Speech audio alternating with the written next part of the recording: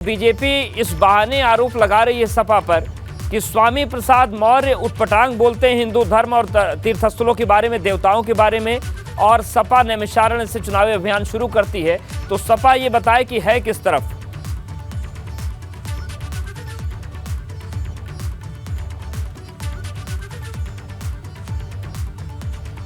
शिवाजी, आवाज आ रही है आपको? जी, समाजवादी पार्टी हर धर्म हर समाज के साथ है और हमने ये हमेशा साफ कर दिया है।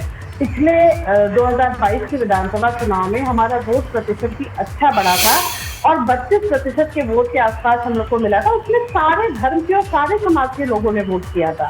तो अभी जैसे मैं आपकी रिपोर्ट में सुन रही थी कि हम मुस्लिम टैग से बाहर आने चाहते हैं, तो मुस्लिम टैग तो दिया गया है, वोट हमें सभी लोग करते हैं।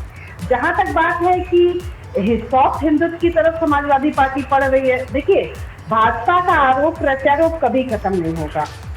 ऐसे कहते हैं कि अखिलेश यादव हिंदू नहीं है, हम पूजा करें, फिर आप कहते हैं हम दिखावा कर रहे हैं, हम हिंदुत्व को का वोट कार्ड प्ले कर रहे हैं। तो ऐसा कुछ भी नहीं है। वो माननीय अखिलेश यादव जी हिंदू हैं तो पूजा अर्चना करेंगे, सिंपल सी बात है, और सारे समाज के लोग हमें वोट करते हैं। हाँ, जैसे इन्होंने कहा कि हमारी कोई नीति नहीं है, हमारी नीयत साफ नहीं है। अगर नीयत साफ नहीं होती तो 32% तो फिर अखिलेश यादव स्वामी प्रसाद मौर्य के बयान पर मौन क्यों हो जाते हैं? देखिए, अभी परसों ही हमारे पार्टी का एक ट्वीट आया है जिसमें माननीय राष्ट्रीय अध्यक्ष जी ने सभी को दिशा निर्देश दिया है, सारे पदाधिकारियों को, चाहे वो बड़ा कोई सीनियर हो या जूनियर हो या कार्यकर्ता हो, सबको निर्देश दिया है कोई भी किसी धर्म पे कोई टीका टिप्पणी करने से बचे। और इवन पैनलिस्ट को भी बोला गया है कि बहुत ध्यान से अपनी बात को रखें, किसी भी धर्म को, किसी भी व्यक्ति को ठेस पहुंचे। तो ये सभी के लिए है, ये सभी को निर्देश दिया है। ठीक है, हीरो वाजपेयी जी, जेवा जी कह रही हैं कि अखिलेश यादव जी ने सभी को निर्देश दिया है कि धर्म पर टिप्पणी नहीं होगी।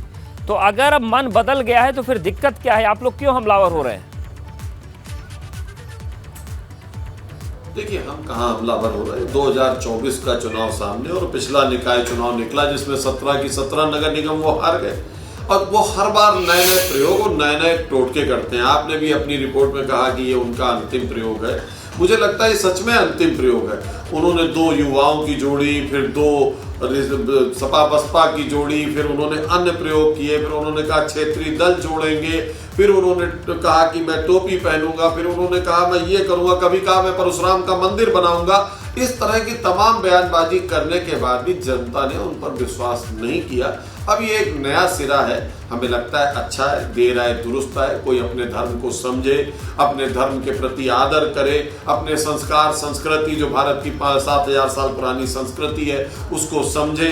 कहाँ हमारे देवी देवताओं का अपना इतिहास, हमारी गौरव गाथा, हमारी धार्मिक प्रथाएं, अगर इनको समझने का उन्हें अवसर प्राप्त हो रहा और आज वो इस जगह आए हैं कि ये भी जरूरी है, अपनी जड़ों से जुड़ना जरूरी है, अपने लोगों की चिंता करना जरूरी है, इनकी भी जानकारियां जरूरी है। मुझे लगता है कि हम तो इसको स्वागत करते हैं कि वो आए, तो उन्हें समझ में तो आया कि तुष्टीकरण के नाते उत्तर प्रदेश की जनता इनको संतुष्ट नहीं करेगी। उत्तर प्रदेश की जनता तुष्टीकरण को पसंद नहीं करती। भारतीय जनता पार्टी का जो है सबका साथ, सबका विकास, सबका विश्वास और सबका प्रयास। और मुझे लगता है कि भारतीय जनता पार्टी की जो योजना है केंद्रीय है या उत्तर प्रदेश के, उसमें सभी वर्गों सभी धर्मों के लोगों के साथ समान व्यवहार किया गया है, किसी के साथ कोई बदलाव नहीं। इसीलिए जनता का विश्वास टिका हुआ है। और रही बची एक नेतृत्व पे बहुत चर्चा होती है। मुझे लगता है कि 2024 के चुनाव में राष्ट्रीय स्तर पे आदरणीय प्रधानमंत्री मोदी जी का कोई विकल्प नहीं,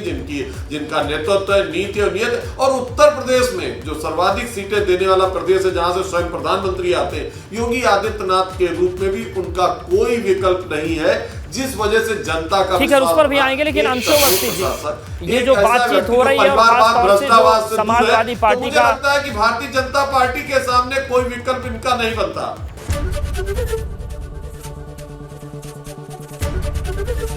एबीपी गंगा, खबर आपकी, जुबान आपकी।